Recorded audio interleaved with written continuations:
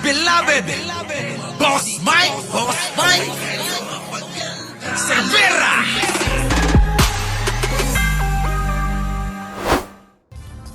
Pinalabas din ang iba pang bahagi ng naturang presko noon ni VP Sara. Kabilang po dyan ang pag-alma ng kanyang Chief of Staff na si Atty. Zuleika Lopez sa balak na paglipat sa kanya sa Women's Correctional Facility sa Mandaluyong.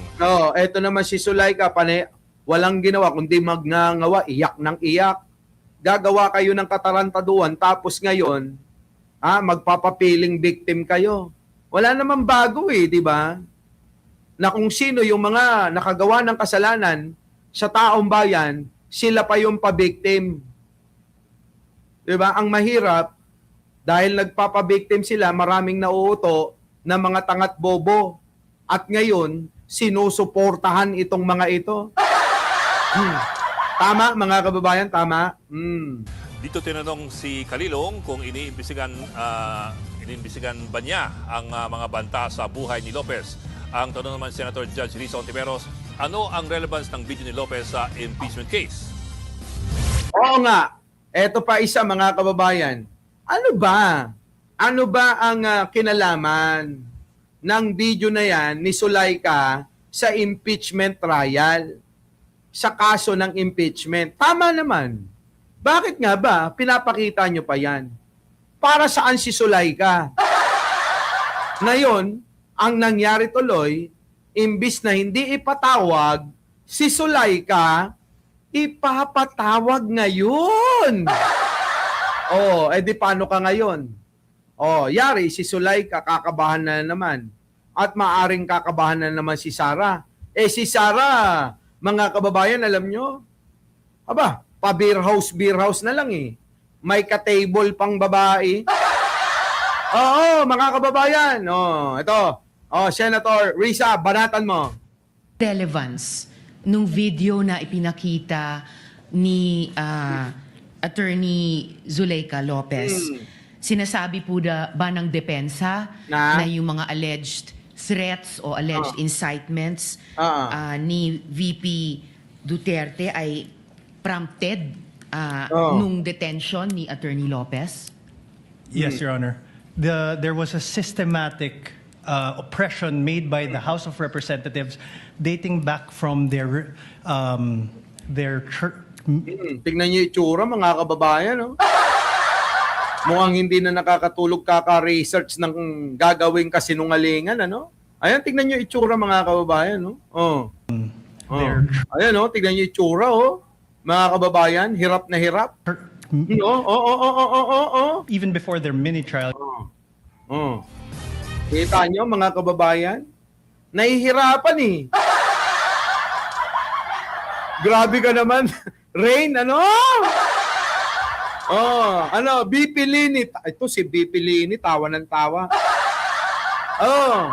Grabe mga kababayan, matindi. Ewan ko sa inyo mga kababayan. Hindi ako naniniwala sa mga ganyang style ng abogado. Kita nyo yung expression ng mukha. Alam nyo, mga kababayan, alam nyo, makikita nyo kapag nagsasabi ng totoo, mga kababayan, kahit nakasalamin, hindi nyo kita yung mata, makikita nyo talagang, yan, parang ako. Diba? Laging nagsasabi ng totoo. Ganon, mga kababayan. Pero yung mga abogado parang nagtatago ng katotohanan Di ba Puging-pugi ang mga Duterte supporters dyan. Oo nga. Tuloy. Okay, dagdag lamang po na konteksto sa storang yan na ikaw nandun, ikaw nag-cover buong araw, buong araw na actually. Alam mo, napansin ng mga tao in the first 3 days of the impeachment trial. Okay. 3 araw po ang ating ginugol para i-grill ang isang testigo sa authenticity ng isang video na sa huli, hindi nyo pa nakikwestiyonin. Kasi sa huli, kung tama ang intindi ko dun sa peroration, using the word used by Jesus Escudero, ni Atty. Mark Binlua ng Depensa, ang sinasabi niya, in the end, ang mga sinabi ni VP Sara ay justified naman. Dahil, among other things, her family was threatened and what she said was, paraphrasing, Sino ang maglalakas loob para mag-threaten sa pamilyang Duterte? Sige nga ho. Parang gusto pa nilang gawing mamamatay tao si Pangulo. Walang record ng mamamatay tao si Pangulong Bongbong. Si Aimee lang. Tama, mga kababayan? Talagang pinipilit nila palabasin si Pangulong Bongbong Marcos. Ay mamamatay tao. Ang bait-bait nung mama. Kung meron man, ulitin ko, Marcos na mamamatay tao na may record, si Aimee Duterte Marcos. Yun. Oo, wag ho si Pangulo. Si Pangulo may takot sa Diyos. Si Pangulo walang hilig sa pera, kaya hindi magnanakaw katulad nila Sara Duterte. Uhaw. Ang Pangulong Bongbong Marcos, hindi uhaw yun. Both side, Lisa Araneta Marcos, yung first lady natin, mayaman ang pamilya.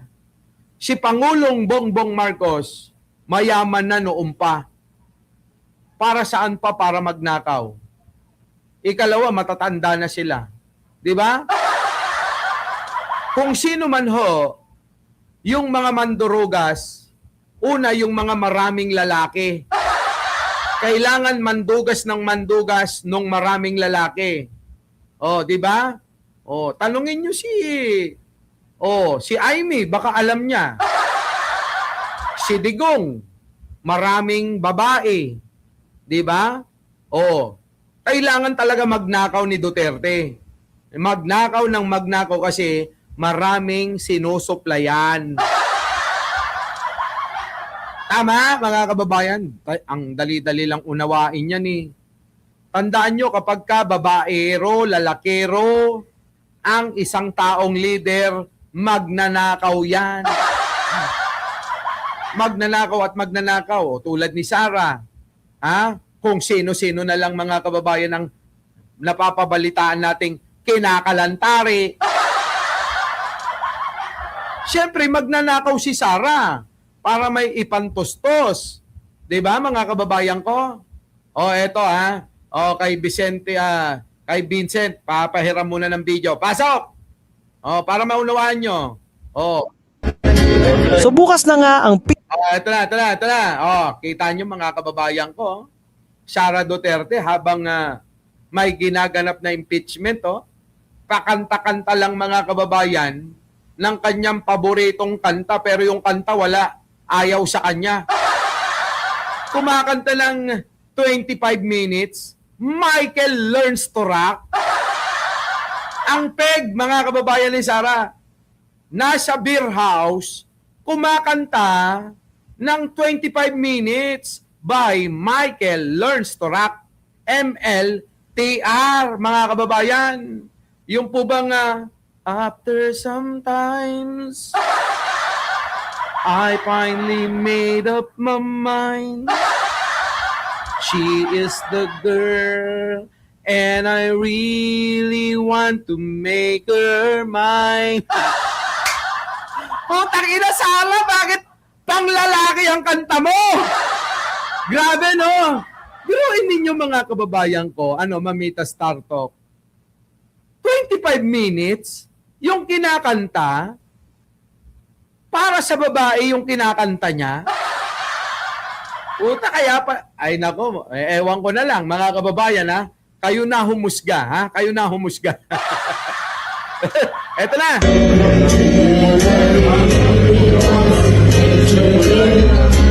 Nakita nyo?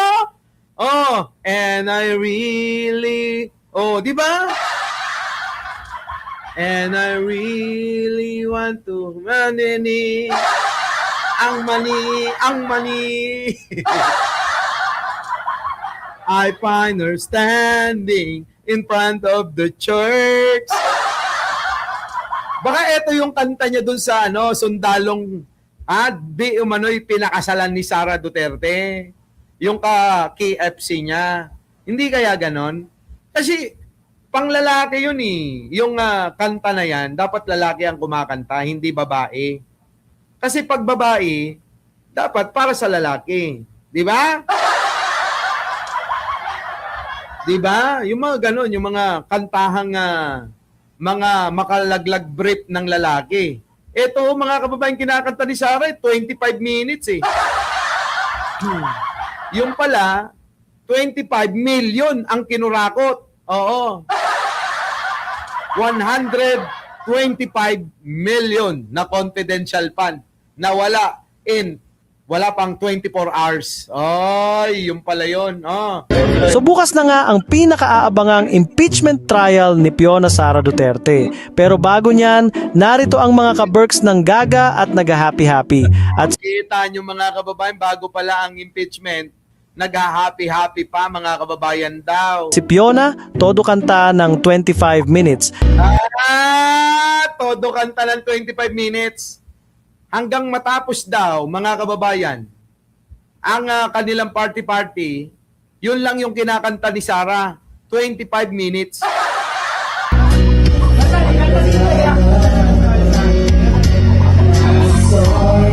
Pil na pil, oh! Pil na pil! Pil na pil, mga kababayan, ha? Pil na pil ni Sarah. And I'm sorry about the things I have done. I find her standing in front of the church. Puta ka na, Sarah. Ewan ko sa'yo. Nakakainis ka. na laging patok sa mga videoke bar at sa mga shibuli bambam. Nagtanong gamot sa kabag. Patok daw siya mga shibuli bambam. Shibuli bambam, ha? Oh. Ano ba gamot sa kabag? Cremeless, ganon? Hindi ko alam eh. Kabag. Ano lang, lagyan mo ng ointment yung tiyan mo. Allegedly, Alaka! Grabe mga kababayan, lumabas na yung mga litrato. Oh. Yan na, oh. Agoy! Talaga ba? Alaka, oh. Bakit ayaw iwanan ni Vice President Sara Duterte ang kanyang Chief of Staff na si Zuleika Lopez sa Batasan Pambansa Detention Facility? Lopez has been, kineme. Under detention. Sara, cares so much for Lopez. She, kineme. Hanggang kineme ng kineme. Grabe, no? hindi lang yan, may ka-table pa ang Kapederasyon Di Umano ni Rowena Balimbing Buangzon. Agoy! Grabe, no, mga kababayan, ano? May ka-table pa yung ka-federasyon daw ni Buangzon. Grabe kaayo, ano? Oo. Ang sweet naman nila. Magkatabi kayo sa table. Ang sweet talaga. Okay. Sana ganyan din si Fiona kay Mans, di ba? Oo nga. Bakit kung nagagawa ni Fiona, BP Sara, yung ganyan sa iba, bakit sa asawa niya hindi niya nagagawa yan? Bakit hindi sila sweet na dalawa? Ha? Bakit? Bakit hindi sila sweet? Di ba? Olive Macapagal. Kita mo naman. Sombrero Gucci. Eyeglass Gucci. Rolex nasa likod ko. Rolex. Kaya hindi tayo pwedeng matahin ni Buangzon. Dahil naka-Gucci tayo. Naka-Gucci. At may maraming Rolex. Ayon. Ha? Kita mo, no? Naku, mga kababayan ko. Sige, tuloy! At ayan nga, may alak at mga pulutan pa. Mukhang ready na nga si Fiona. Panoorin nyo, ha? Manunubig lang ako. Oh. Fiona sa impeachment trial at pinapakumpel pa ng House prosecutors na umattend siya. Titingnan po muna natin yung takbo talaga ng ng trial, kung sa tingin namin ay makakabuti o di makakabuti ang kanyang pagharap para sa kaso. At eto pa, naniniwala din daw si President Bongbong Marcos na dapat dumalo si Fiona sa kanyang mismong trial. But of course, it would be much easier to get to the bottom of everything if you can speak to the accused directly. And the accused can answer directly, not through secondary channels, not through the lawyers. Kung diretsong makapagsagot, di siyempre mas magiging maliwanag ang proseso, mas magiging madali ang proseso. Samantala, Yun nga yung sabi ni Pangulo. Sana dumalo si Sara Duterte. Kaso, pumunta sa Senado, ayun, nagbida-bida lang, nagpiling Chris Aquino. Gumanong ganon, no question. Sad, no? Oh, sad. Sad. Okay, my message is the bloodbath, kadyutin nyo si Sara. eto naman ang isa pang certified bangag na umaasa atang isama ni Fiona sa kanyang 2028 senatorial ticket. Bobo, ito, ewan ko mga kababayan. Bakit ba lahat na lang ng mga kakampi ni Sara may tama ang ulo? Leonora Brown. Di ba? Oh, bakit kaya? Ang mga lahat may topak eh. Buangson, Libiste, sino pa? Si Kiko Barsaga. Lahat may tama. Pero ang pinakamatindi ang saltek, etong negro na malaki butas ng ilong. Grabe no mga kababayan sila no?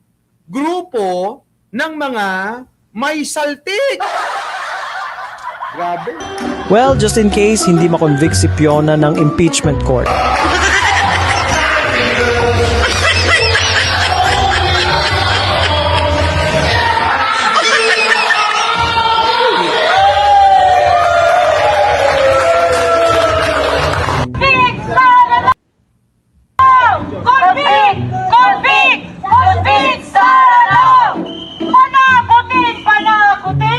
Panagutin si Sara! Ang sakit sa ulo ng kampo ni Sara, mga kababayan. Oo. No? Ang sakit sa ulo ng kampo ni Sara Duterte. Putang ina, lahat ng mga kakampi, baliw, may tama. Tayo mga kababayan, siguro naman, alam nyo naman eh. Di ba? Maunawaan nyo naman eh. Di ba? May mga saltik talaga. Agoy, ewan ko na lang mga kababayan ha. O eto na nga. Dahil nga dyan, nako mga kababayan, si Zuleika, yari. Ang video ni Attorney Zuleika Lopez, kinwestiyon ng isang senator judge kung ano ang kahalagahan sa impeachment trial ni Vice President Sara Duterte. Detalye ng balitang yan mula kay Rajuman Contebata. Grabe. RMN Live Report. Yan na.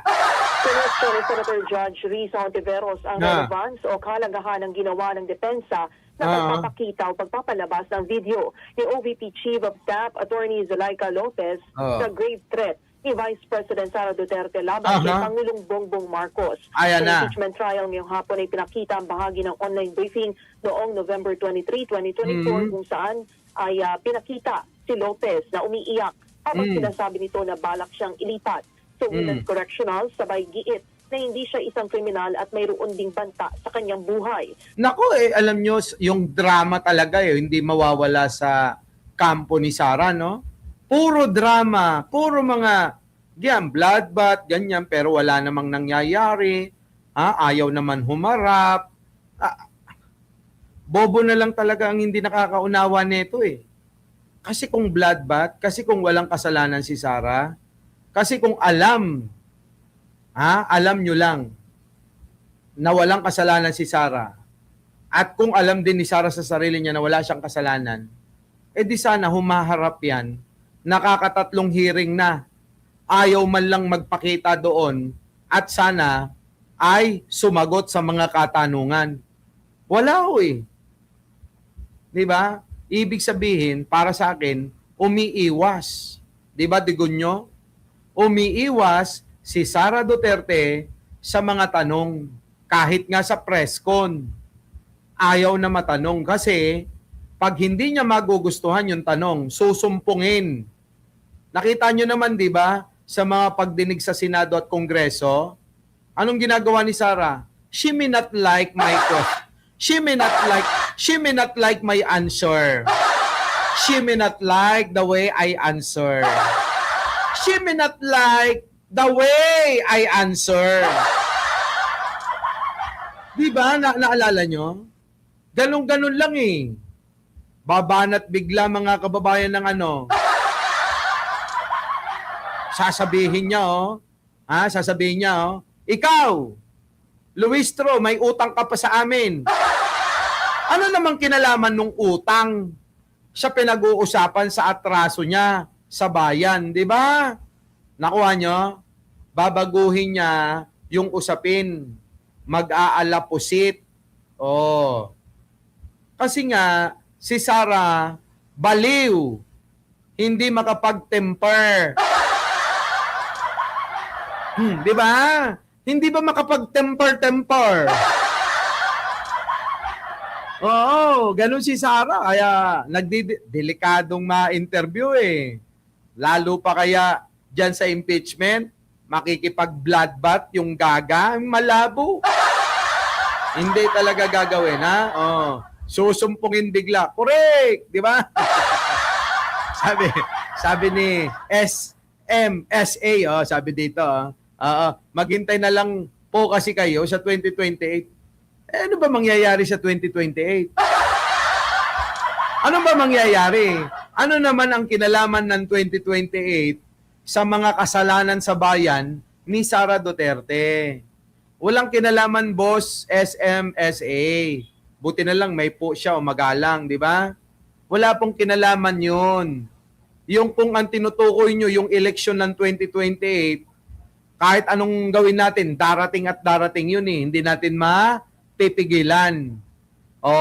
Ang pinag-uusapan kasi ngayon, yung pagpapanagot kay Sara Duterte na inaakusahan ng pagbabanta ng buhay, inaakusahan ng pandarambong pagnanakaw. Ganon, di ba? Ay, DDS nga ito. Ano daw, yan bakit daw umiiwas? Ano namang kinalaman nung hair follicle dun sa pagnanakaw ni Sara? Walang connect eh. 'Di ba?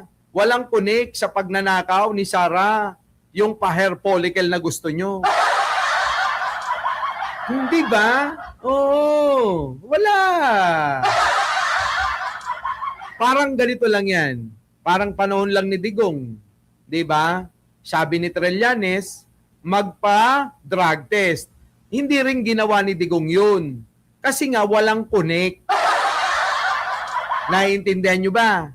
Kaya ngayon, pwede naming sabihin na ginawa ni Digong yun eh. Ipinagkait din na hindi nagpa-drug test din yung tatay niyong karton na mang-iiyot eh.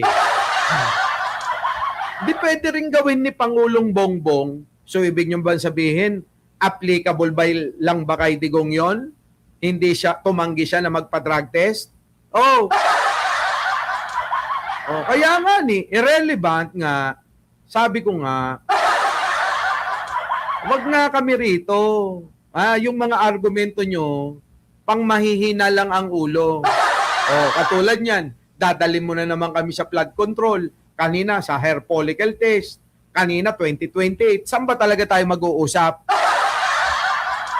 Sige, pagbigyan kita huwag ka nang umakyat kahit na lang dyan. Dyan ka na lang.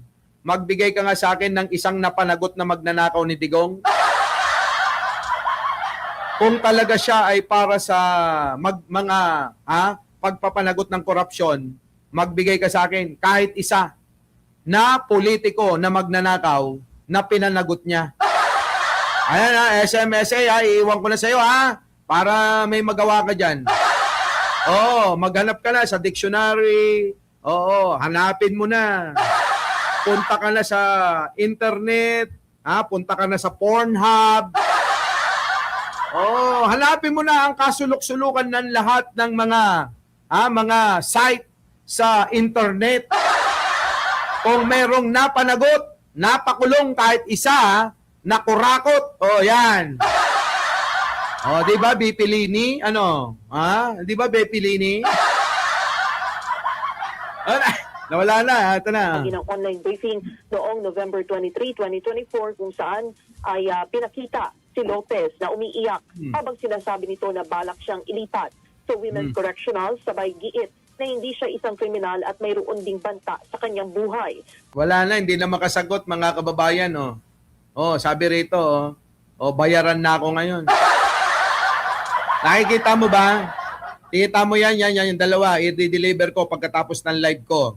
Alam mo ba kung magkano yan? 5 milyon ang halaga niyan. Yan, dalawang Rolex na nakapatong dyan. Eto may 6 pa ako rito. At meron pang maleta yan sa likod ko. Yan, sa likod ko. 2 maleta ng mga Rolex at ng mga AP at ng mga Philip Patek na relo na nagkakahalaga milyon-milyon.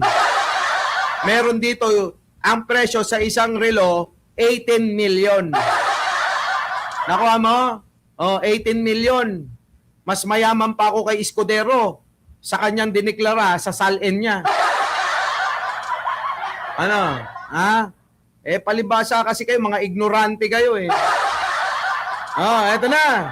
Mga kababayan. Sa matatandaan, itinatawag noon ng Kamara si Lopez para sa investigasyon sa nilustayan ng confidential funds ng Office of the Vice President at dito ay pinasite in...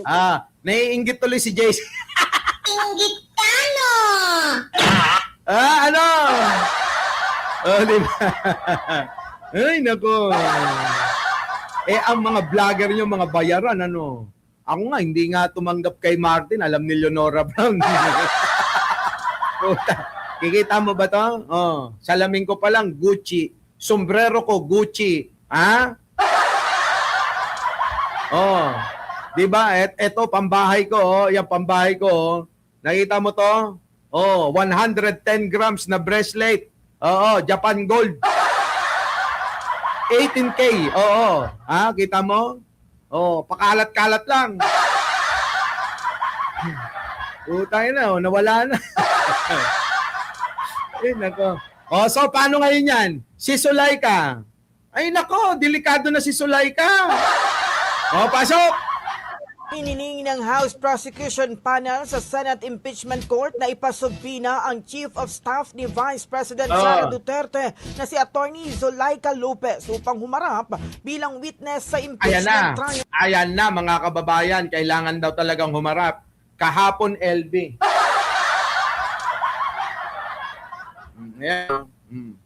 LB, Louis Vuitton. Marami. Nako, pakalat-kalat lang yan dito. Kaya nga, pag nagkita tayo, arborin nyo. Diba, Alan Ayayan, Kapag nakita nyo, nagkita tayo, arborin nyo. Sabihin nyo, Boss Mike, akin na yung sombrero, akin na yung salamin, akin na yung relo, ganun.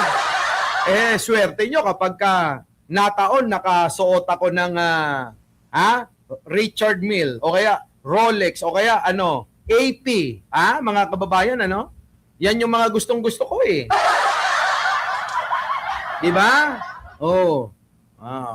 Bahala kayo pag nagkita lang tayo. Di ba, Lucky Guard, dito ka sa, yan? Sa Japan ako bumibili, sa Japan. Sa request for the issuance of a subpoena ad testificandum, iginiit ng prosekusyon na ang testimonya ni Lopez ay material, relevant at necessary para patunayan ng Article 4 ng Articles of Impeachment o ang umano'y assassination. Bobo talaga to! Ay, Didis, malamang pag si Inday naupo, bakit? Hindi ba nakaupo si Inday? Ang tanga talaga! Di ba nakaupo si Inday? Vice Presidente si Inday? Tatanga-tangang putang ina! Basta DDS talaga! Bobo! Bobo mo! Nakaupo si Inday na, Vice Presidente. For your information. Hindi ba nakaupo si Inday? Nakaupo, kaya nga ini-impeach nga ni... Tanga, putang ina. Mahihina kukutin ng mga ito. Kaya minsan pag pinansin nyo yung mga DDS, sayang lang yung oras, ano? Sayang lang yung oras. So, kapag nakaupo daw si Inday, tanga! Matagal nang nakaupo. Ikalawang pinakamataas na posisyon sa gobyerno. Ang hawak ni Sara Duterte nyo. Tatanga nyo lang talaga. Oo, mga bobo. O, sige. Eh di lalong manggigigil ako pag naging presidente ang hayop na yan. Biruin mo, presidente natin, bobo, tanga, mangmang, di ba? Hindi marunong mag-computer. O, di lalo ako manggigigil nun. Araw-araw, mayat maya, minuto, sigo-segundo. Bibirahin ko yan. Eh kung bata-bata pa yan, baka lahat ng posisyon, oo, kakanain ko yan. Di ba? Huwag kayong mag-alala. Oo. Oo, ha? Huwag kang mag-alala. Uuwing masaya yan. Di ba, no? Di ba? Di ba? Bobo ang putang ina, oh. Tingnan, ang tatanga nila, no? Oo, talino mo naman, sir. Kaya nga, vlogger ka lang. Tanga! Yan ang alam mo, vlogger lang ako. Di ba? Minamaliit nyo yung vlogger. Bobo! Ay, bakit si Tulpo? Vlogger lang din yon. Oh. Di ba, no? Oh, hindi. Kaya ako pinapatulan, pasensya na kayo, para mas maintindihan ninyo. Para sa inyo yun, ha? Para mas maintindihan nyo na ganito kabobo katanga yung mga DDS. Di ba? Ganyan, no? Para makita nyong maigi. Agin. Kung hindi magnanakaw si Sara, mas mayaman pa ako sa kanya. Tuloy. Plant at grave threats laban kay Pangulong Bongbong Marcos. Igagdiin ng mga ito na ang testimonya ni Lopez ang mag-e-establish ng mga aligasyon sa ilalim ng naturang article at tutukoy at mag-o-authenticate ng documentary at iba pang ebidensya na ipepresenta. Nais ang prosekusyon na atasan ng Chief of Staff na dumalo sa paglilitis sa July 13, 14 at 15. Inaasahang mabibigyan ang korte ng first-hand information mula sa OVP patungkol sa pangyayari na bumabalot sa public statements ni Duterte at gagamitin para i-establish ang konteksto at susuporta sa iba pang ebidensya. Samantala kasama rin sa ipinapasabina si NBI Director Melvin Matibag na magsisilbing key witness sa sentro ang testimonya ni Matibag sa investigasyon ng NBI sa naging pahayag ng Vice Presidente at ipapaliwanag ang basihan, mga nakalap na ebidensya at ang findings na nagresulta sa konklusyon na kailangan ng criminal investigation sa statement. Nako, yung mga kababayan. Pero alam nyo, kinakabahan ako dyan, ha? At kailangan kabahan ni Sara, baka mamaya si Sulaika, sa pagkakataon na yan, bumaliktad na. Paano pag bumaliktad na ho si Sulaika? Sabihin niya na ako po talaga ang inuutusan ni Sara, ni BP Sara na gumawa ng mga peking mga resibo, peking mga acknowledgement receipt para ho, kunyari ay may tumanggap ho ng milyon-milyong kwarta. Pero ang totoo, gawa-gawa lang po yung resibo. Wala naman talagang umalis para magbayad. Wala naman talagang i-check-in sa mga safe house. Wala pong ganun. Kung hindi, sulat-sulat lang yun. Yari, mga kababayan, ano? Yari! Yari si Sara Duterte, mga kababayan. Nako, ay, wag sana, ano? Wag sana, mga kababayan, ano? Ha? Ano, inspiration. Wag sana. Kasi, baka biglang sumugod si Sara Duterte sa Senado. Ano kaya yon? Ano? Susugod kaya yon, mga kababayan? O sasamahan ba ni Sara si Sulaika sa Lunes? dahil imbitando si Zulaika? Tatlo mangyayari. Baka hindi magpakita. Hindi dumalo. Magpipilit, magtitigas-tigas ng ulo. Hanggang isasabpi na. Hanggang makukontempt uli. Tapos magpapabiktim uli. Dadalo at kasama si Sara, dalawa sila. Di ba? Kailangan bantayan ni Sara eh. Baka biglang matanong at maiba ang sagot. Di ba mga kababayan? So abangan na lang natin. Our beloved Boss Mike Cervera.